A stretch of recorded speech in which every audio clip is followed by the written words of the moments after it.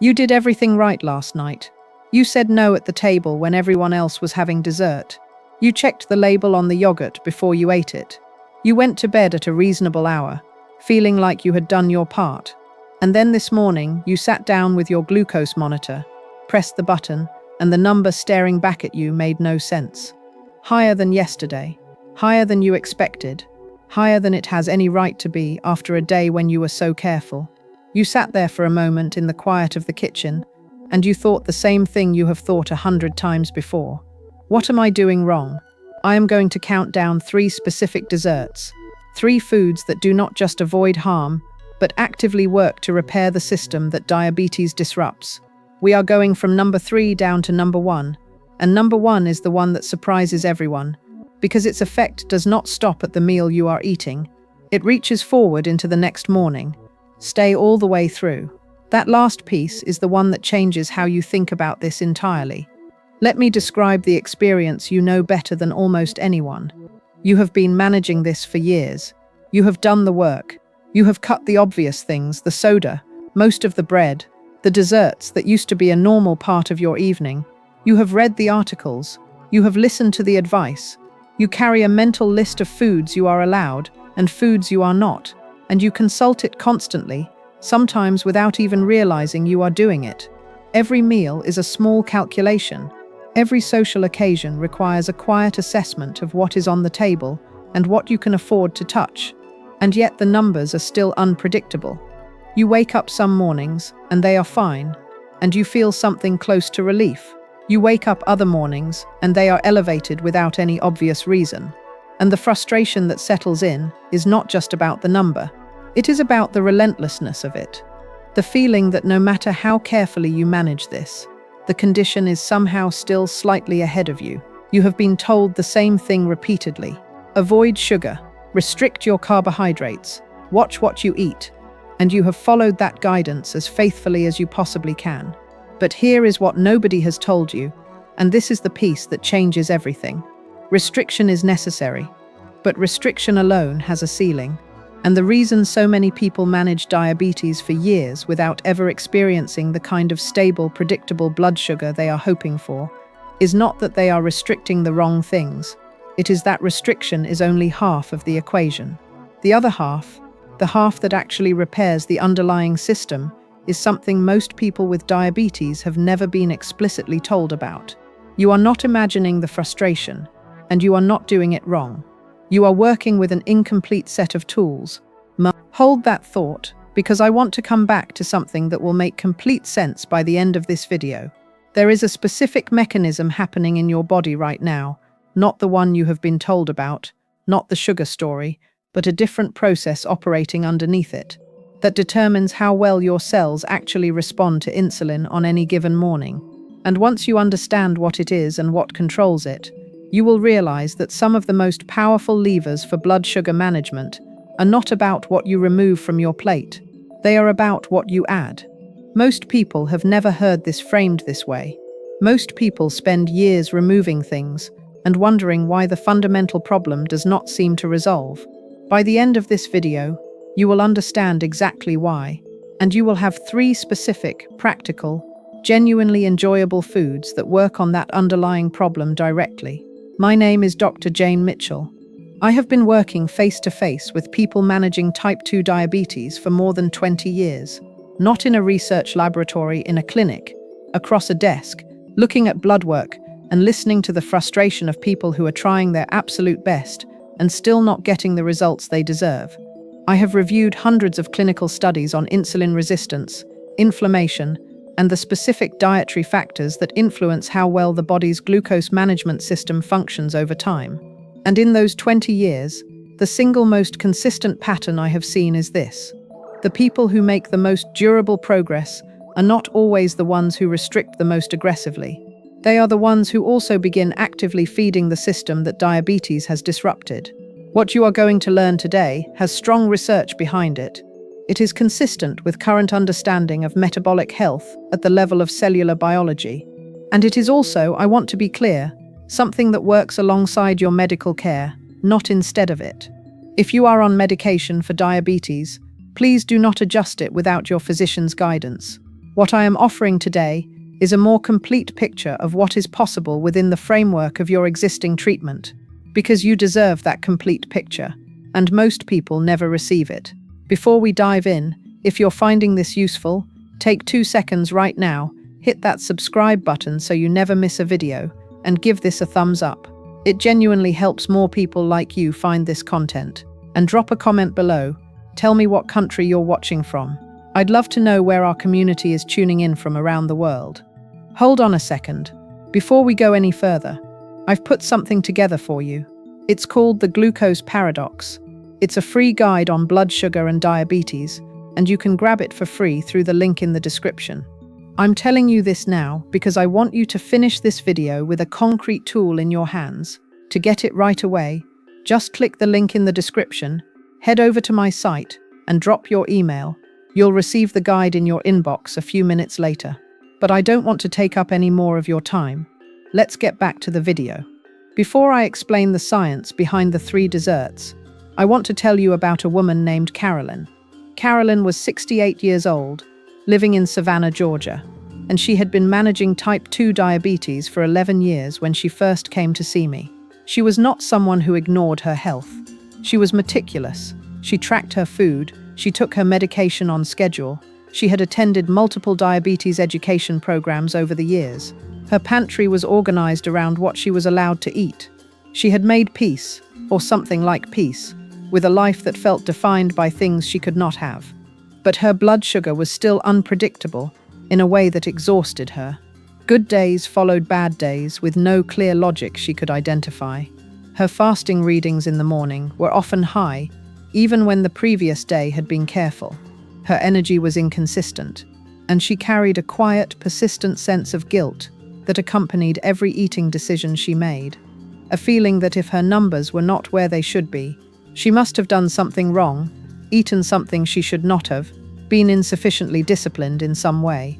When I sat with Carolyn and looked at her eating patterns, the first thing I noticed was not what she was eating, it was what she was not eating. Her diet, constructed entirely around restriction, was almost completely devoid of the foods that actively reduce inflammation and support insulin sensitivity. She had eliminated so much that what remained was nutritionally thin, low in the specific fats, fibers, and plant compounds that the body relies on to keep the cellular environment of insulin response functioning properly. We did not add restrictions, we added foods. Specifically, we added the 3 categories of food I am about to walk you through, starting one at a time, 1 week at a time, no dramatic overhaul. Within 3 weeks, Carolyn described her energy as more stable than it had been in years. Within 6 weeks, her fasting blood sugar readings had dropped by an average of 18 points. Within 3 months, she told me something that I carry with me from that conversation still. She said, "I spent 11 years thinking the answer was in what I took away. I never thought the answer might be in what I put back."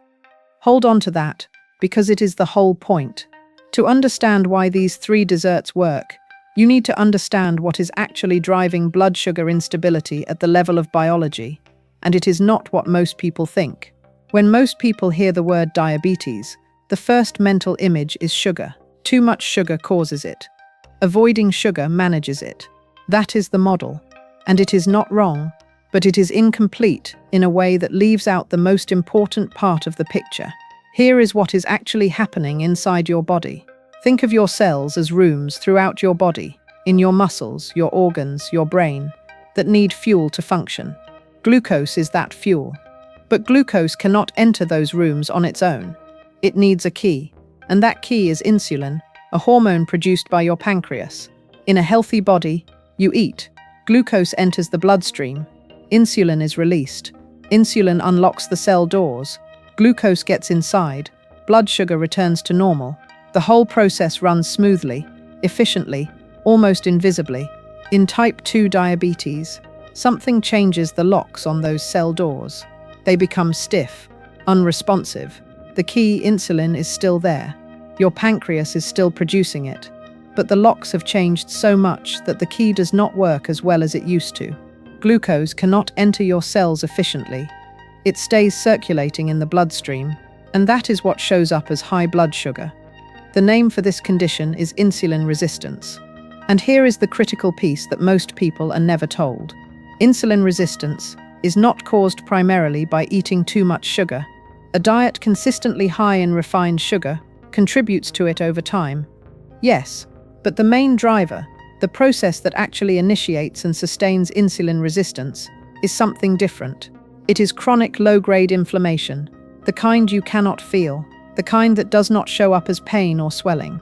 It is happening at a cellular level, quietly, over months and years, and it gradually makes those locks stiffer. It degrades the machinery that insulin uses to open cell doors. It makes the entire system progressively less responsive. That is why restriction alone has a ceiling. You reduce the glucose load, and that is genuinely helpful and necessary. But the inflammation is still there, the cellular environment is still disrupted, and until that changes, blood sugar management remains unpredictable, regardless of how carefully you are eating. That is the part nobody told you, and that is the part that changes everything.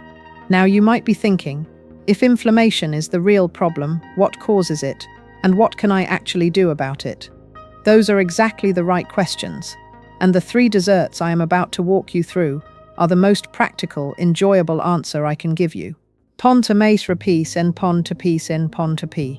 Chronic inflammation in the context of diabetes develops through multiple pathways, and understanding the main ones will help you understand why specific foods, including the ones I am about to describe, work as well as they do.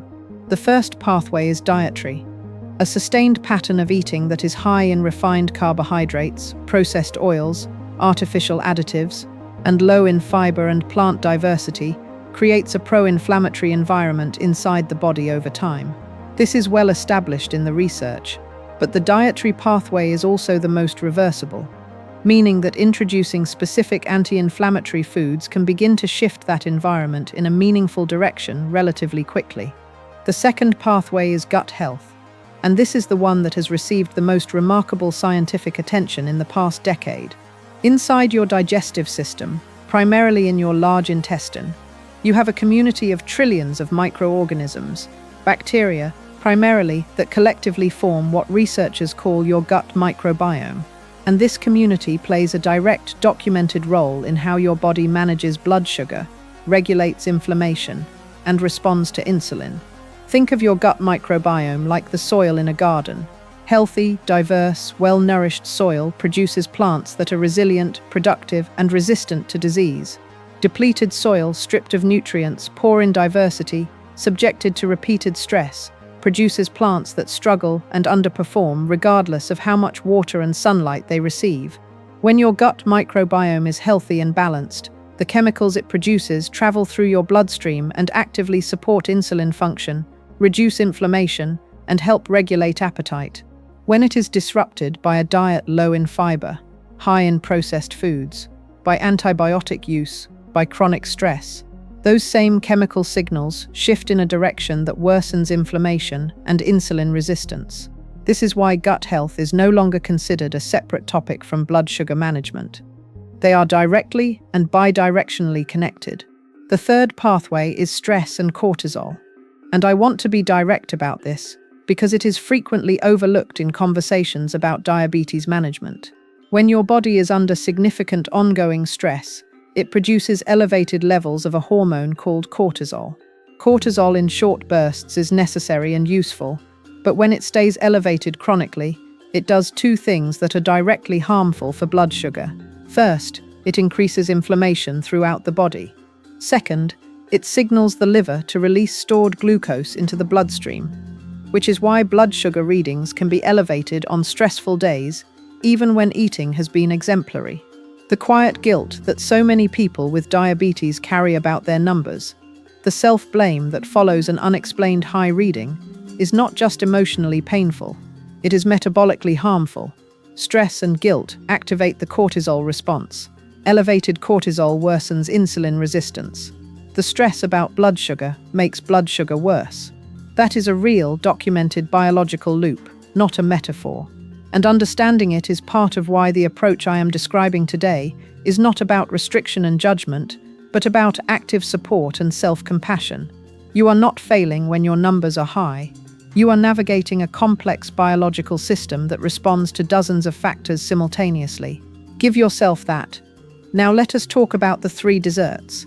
Because we have spent enough time on the problem, it is time to talk about the solution. Dessert number 3 is avocado cocoa mousse.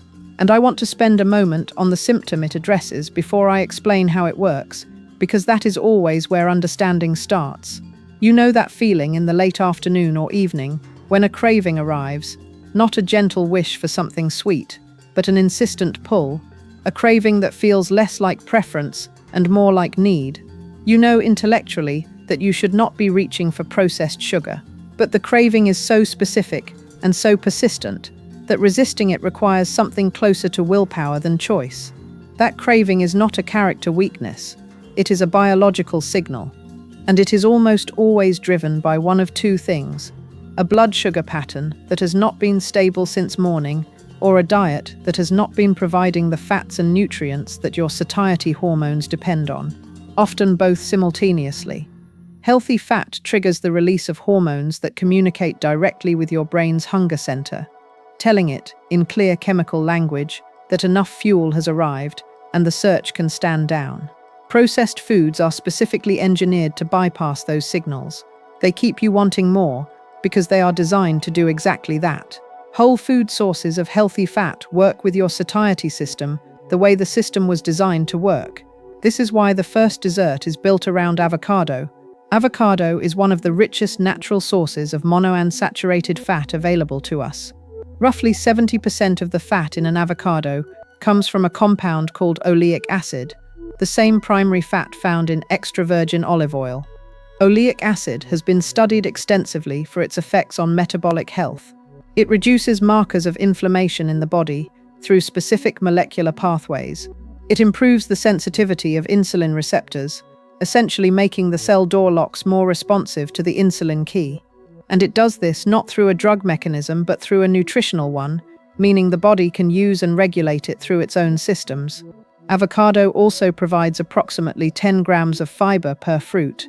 That fiber slows digestion, moderates glucose absorption, and feeds the beneficial bacteria in the gut microbiome that produce the inflammation-reducing compounds we discussed. Now, when you combine avocado with pure unsweetened cocoa, and I want to be precise here, because the type of cocoa matters enormously, something genuinely interesting happens at the level of biochemistry. Pure cocoa powder contains a class of compounds called flavanols. These are antioxidant molecules that have been studied specifically for their effects on blood sugar, cardiovascular health, and cellular function. Cocoa flavanols have been shown in controlled studies to improve blood flow to the tissues where glucose needs to be delivered. They reduce oxidative stress, a form of cellular damage that is directly linked to insulin resistance and that drives inflammation at the molecular level. And they support the production of nitric oxide in blood vessels, which keeps those vessels flexible and responsive, a critical factor in how efficiently insulin and glucose can reach the cells that need them. So when you combine avocado and pure cocoa in a mousse, you are creating a food that delivers healthy fat, fiber, flavanols, and antioxidants simultaneously, all working in the same direction, all reducing inflammation and supporting insulin sensitivity, all from whole food sources that your body recognizes and knows how to use. The recipe is straightforward. Blend 1 ripe avocado with 2 tablespoons of pure unsweetened cocoa powder, a 1/4 cup of unsweetened almond milk, and a small amount of a low-impact natural sweetener, a few drops of liquid stevia, or no more than 1 teaspoon of raw honey. Blend until completely smooth. The result is a thick, rich, genuinely creamy mousse that tastes indulgent without producing the blood sugar response of a conventionally indulgent food. The mistake I see most often with this recipe is using sweetened chocolate powder, commercial cocoa mixes, or flavored cocoa products that contain processed sugar and artificial additives. These additions introduce exactly the refined sugars and inflammatory compounds that undercut every benefit you are trying to create. Pure, unsweetened cocoa powder. That is the ingredient. Nothing sweetened, nothing processed, nothing with a long ingredient list on the back. That is dessert number 3. Good for the evening craving, genuinely enjoyable, and actively working on the inflammation that drives insulin resistance at the cellular level. Now we move to dessert number 2, and this one works on a completely different system, one that most people with diabetes have never been told is connected to their blood sugar at all. Here is the symptom first. You know that feeling after a meal when your digestion just feels wrong, not painful necessarily, just unsettled, a bloating that comes and goes, a general sense that your gut is working harder than it should. Or maybe the opposite, a digestive system that seems slower and less reliable than it used to be. These sensations are easy to dismiss as age or minor inconvenience, but they are often a signal that the gut microbiome, that community of bacteria we discussed, is out of balance. And when that community is out of balance, blood sugar management gets harder, not as a coincidence, as a direct biological consequence. The second dessert is berry gelatin with cinnamon, and it is built to address the gut-blood sugar connection from 2 separate directions simultaneously. Natural gelatin, the kind made from collagen, not the brightly colored artificial gelatin products in most grocery stores, provides specific amino acids that your gut lining depends on to maintain its integrity. Think of your gut lining like the walls of a building. It is supposed to be a selective barrier, letting the right things through into the bloodstream, while keeping out the things that should stay in the digestive tract. When that lining is compromised by a diet low in fiber, by processed food exposure, by chronic stress, it becomes more permeable than it should be. Inflammatory compounds that belong in the gut begin leaking through into the bloodstream in greater amounts, contributing to the systemic inflammation that worsens insulin resistance. Gelatin provides 2 amino acids in particular, glycine and proline, that are the primary building materials for gut lining repair. Most modern diets are genuinely deficient in these amino acids because we no longer eat the parts of the animal, the bones, the connective tissue that contain them. Incorporating natural gelatin is one of the most direct and underused ways to support gut lining integrity from the inside. Now the berries. Berries, blueberries, strawberries, raspberries, blackberries occupy a genuinely unique position in the research on metabolic health. Calorie for calorie, they deliver more beneficial compounds for blood sugar management than almost any other food widely available. The compounds I want to focus on are called anthocyanins. These are the pigments responsible for the deep blue, red, and purple colors of berries. They are antioxidants, yes, but their relevance for blood sugar goes significantly beyond that. Anthocyanins have been shown in multiple controlled studies to improve insulin sensitivity through a mechanism that does not require insulin itself. They appear to activate a pathway inside muscle cells that helps those cells absorb glucose more readily and independently of the insulin signal. If insulin is the main door, anthocyanins help open a side door, reducing the body's reliance on a system that has become compromised. Berries are also high in soluble fiber, the kind that dissolves in water and forms a gel inside the digestive tract. That gel slows the digestion of everything consumed alongside it, moderating how quickly glucose enters the bloodstream. This is why whole berries produce a dramatically different blood sugar response than berry juice, where the fiber has been removed. Same fruit, radically different outcome inside the body. And then cinnamon. But here I need to be precise, because the type of cinnamon matters, and the difference is not well known outside of clinical nutrition. There are 2 main types of cinnamon sold in grocery stores. The most common variety in the United States is cassia cinnamon. It is cheaper, more widely distributed, and is what most cinnamon products contain. Cassia contains a compound called coumarin, which, in larger regular amounts, can affect liver function and is not recommended for daily use. Cassia lens cinnamon is a different plant with a different chemical profile. It contains very little coumarin, and it is the variety that has been studied specifically for its effects on blood sugar. Ceylon cinnamon contains compounds, most notably one called cinnamaldehyde, that appear to mimic several of insulin's actions inside the body. They improve the responsiveness of insulin receptors. They slow carbohydrate absorption from the digestive tract, and they support glucose uptake by cells through mechanisms that complement rather than duplicate what insulin does. Multiple controlled studies have demonstrated that regular use of Ceylon cinnamon, even in amounts as small as half a teaspoon per day, can meaningfully reduce fasting blood sugar levels, improve overall blood sugar control over a period of weeks. This is not folklore or alternative medicine. This is documented in peer-reviewed literature and available at any well-stocked health food store or online. To make the berry gelatin, dissolve 2 teaspoons of quality unflavored natural gelatin powder in 2 cups of warm water, warm, not boiling. Add 1 cup of mixed fresh or lightly thawed berries. Stir in half a teaspoon of Ceylon cinnamon. Pour into a container and refrigerate for 2 to 3 hours until set. Overnight works perfectly. The result is simple, genuinely enjoyable, and working on 3 separate mechanisms at once: gut lining integrity, anthocyanin-mediated glucose uptake, and cinnamon-supported insulin sensitivity. The common mistake is reaching for the brightly colored flavored gelatin packets sold in most grocery stores. Read the ingredient list on those products. Artificial colors, artificial flavors, processed sugar, additives. Every one of those ingredients works directly against what you are trying to accomplish. The ingredient list for what you use should be short: gelatin, berries, Ceylon cinnamon, nothing else. That is dessert number 2. 3 mechanisms, 1 simple recipe, completely different nutritional territory from anything restriction alone can provide. I want to pause here at the midpoint of our countdown and bring something back to the surface. Early in this video, I mentioned that there is a specific process happening in your body, underneath the blood sugar story you have been told, that determines how your cells respond to insulin on any given morning. I told you that restriction addresses only part of it. By now you understand that the other part is inflammation, and you understand that inflammation is driven by gut health, by dietary patterns, by stress and cortisol, and by the overall nutritional environment your cells are operating in. Here is the part I want you to hold. Every one of these mechanisms is bidirectional.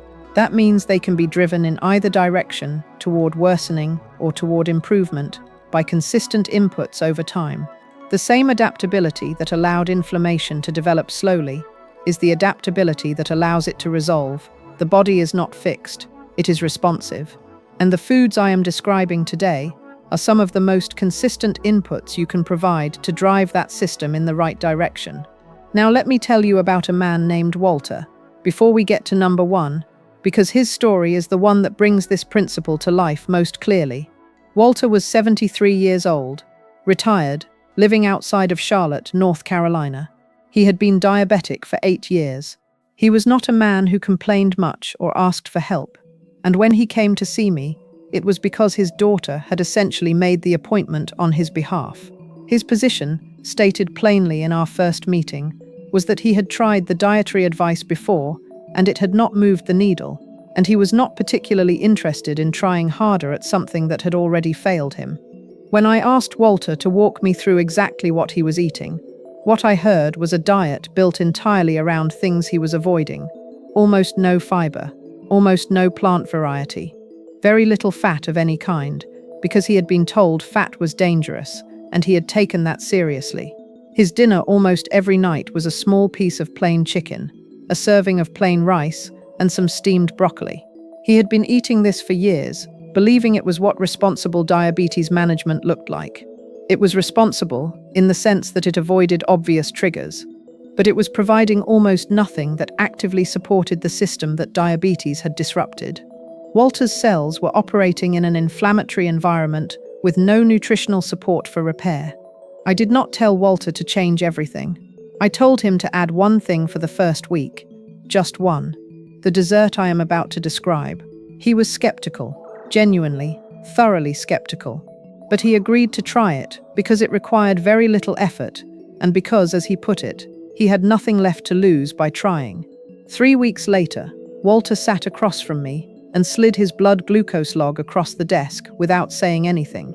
His fasting morning readings were down an average of 17 points. His afternoon energy, by his own description, had changed from usually pretty bad to actually decent, which is not something I expected. He looked at me for a moment and said, "I spent 8 years taking things out. Nobody ever told me I was also supposed to put things in." That is number 1. Dessert number 1 is chia pudding with unsweetened almond milk. And I am going to explain why it works in a way that I think will genuinely change how you think about the relationship between what you eat in the evening and what your blood sugar does the next morning. Here is the symptom to start with, and it is the one that brought Walter to my office and keeps more people awake at night than almost any other aspect of this condition. You know, the morning glucose reading that makes no sense. You ate carefully the day before. You were responsible at dinner. You slept reasonably well. You wake up and your fasting number is higher than it should be, sometimes significantly. There is no logical explanation you can find, and the absence of an explanation is one of the most demoralizing aspects of managing this condition. You feel like the disease is moving independently of anything you do. What I am about to describe does not explain every unexplained morning reading, but it explains a significant number of them. And more importantly, it describes a mechanism you can directly influence starting tonight. Chia seeds have a property, unlike almost any other food. When they come into contact with liquid, they absorb it and swell, forming a thick, viscous gel. This gel is made up almost entirely of a specific type of soluble fiber, called mucilaginous fiber. And what this fiber does inside your digestive system is extraordinary. Think of your intestinal lining like a semi-permeable membrane, designed to let certain things through into the bloodstream, while keeping others contained in the digestive tract. On a normal evening after dinner, glucose from the meal passes through that membrane into the bloodstream at whatever speed the meal's composition allows. If dinner had fiber and protein, the passage is relatively slow. If dinner was primarily fast-digesting carbohydrates, the passage is fast and the blood sugar response is sharp. Now imagine that membrane coated in a layer of gel, thick, viscous, physically slowing everything that tries to pass through it. Glucose from the meal is still absorbed, but it passes through slowly, steadily, in manageable amounts rather than in a rush. The peak is lower, the insulin response is proportionate rather than aggressive, and the return to baseline is gradual rather than the steep drop that produces cravings and fatigue. That is what chia gel does inside your digestive tract. It is a controlled release system installed not through medication, but through food. But here is the piece that makes chia seeds genuinely remarkable, and the reason this is the #1 dessert for blood sugar management. The gel does not fully clear overnight. When researchers studied the effects of viscous fiber on blood sugar, they discovered something they initially called the second meal effect. The chia gel that forms in your digestive system in the evening persists into the next morning. When you wake up and eat breakfast, whatever you eat, your intestinal lining is still partially coated in that fiber-rich gel from the night before, which means your blood sugar response to breakfast is smoother and more controlled than it would have been without it. The glucose from morning food passes through more slowly. The insulin response is more proportionate. The morning blood sugar curve is flatter. Chia pudding eaten in the evening does not just benefit your evening blood sugar. It may also create a more stable glucose response the following morning, even if breakfast contains carbohydrates that would normally cause a faster spike. This carry-forward effect is real, it is documented, and it is one of the most practical and least discussed benefits of fiber-rich foods for people managing blood sugar. It is also the most plausible explanation for a significant number of those morning readings that seem inexplicably elevated on days following low-fiber evenings. And chia seeds do more than fiber alone. They are a meaningful source of omega-3 fatty acids, specifically a plant-based omega-3 called alpha-linolenic acid. Omega-3 fatty acids are among the most thoroughly studied anti-inflammatory nutrients in existence. They operate through the same inflammatory signaling pathways that chronic low-grade inflammation disrupts, helping to rebalance those pathways toward reduced inflammation over time. So while the fiber is working mechanically on glucose absorption, the omega-3 content is working at the deeper level of cellular environment, on the very inflammation that drives insulin resistance. Chia seeds also contain meaningful amounts of calcium, magnesium, and phosphorus, minerals that play supporting roles in insulin signaling, muscle function, and the cellular regulation of blood sugar. Magnesium, in particular, is one of the nutrients most commonly found to be deficient in people with type 2 diabetes, and adequate magnesium intake is associated with improved insulin sensitivity in the research. The recipe. Combine 3 tablespoons of chia seeds with 1 cup of unsweetened almond milk. Stir well to distribute the seeds evenly, making sure there are no clumps. Refrigerate for a minimum of 4 hours. Overnight is ideal. By morning, or by the time you are ready to eat it in the evening, the mixture has transformed into a thick, genuinely creamy pudding with a texture that most people find surprisingly satisfying. For toppings, a small handful of fresh berries adds anthocyanins and additional fiber. A pinch of Ceylon cinnamon adds its blood sugar modulating effects. A very light drizzle of natural sweetener, no more than a teaspoon of raw honey if needed. That is it. Nothing sweetened, nothing flavored, nothing processed. The mistake I see most often with chia pudding is the toppings. Flavored syrups, sweetened granola, large amounts of honey, commercially flavored yogurt. Every one of these additions introduces refined sugar quickly and directly counteracts the slow-release mechanism that makes chia pudding so effective. Keep the toppings simple, and you preserve the full benefit. The pudding itself is the point. Everything else is minor. That is number 1. Now let me tell you what happens when you begin combining these 3 desserts consistently. Not as occasional treats, but as a regular feature of your evening routine, because consistency is where the biology actually changes. Your body does not respond to single meals. It responds to patterns. The cellular environment that inflammation has created over months and years does not reverse in a week, but it does begin to shift. And the shifts, when they begin to stack, produce outcomes that most people have genuinely stopped believing were available to them. In the first 1 to 2 weeks of consistent incorporation, most people notice subtle changes, slightly more stable energy through the late afternoon and evening, cravings that feel a little less urgent, sleep that is marginally better, and better sleep directly improves insulin sensitivity the following day. These are early signals that the biological environment is beginning to respond. Over the following weeks, if consistency is maintained, more significant changes often emerge. Fasting blood sugar readings that are more predictable, post-meal spikes that are less pronounced, a general sense that the condition, which has for so long felt slightly outside your control, is beginning to become something you can actually influence. Over months, some people find that the conversation with their doctor changes, that their numbers are consistently better, that medication adjustments become something worth discussing together. I want to be explicit. Never adjust medication without your physician's guidance. But the body's underlying function can genuinely improve, and the numbers will reflect that. I have seen it happen.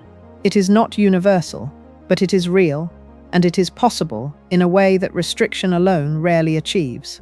I want to address one more dimension of this before we close, because it is relevant, and it rarely comes up in conversations about desserts or blood sugar management.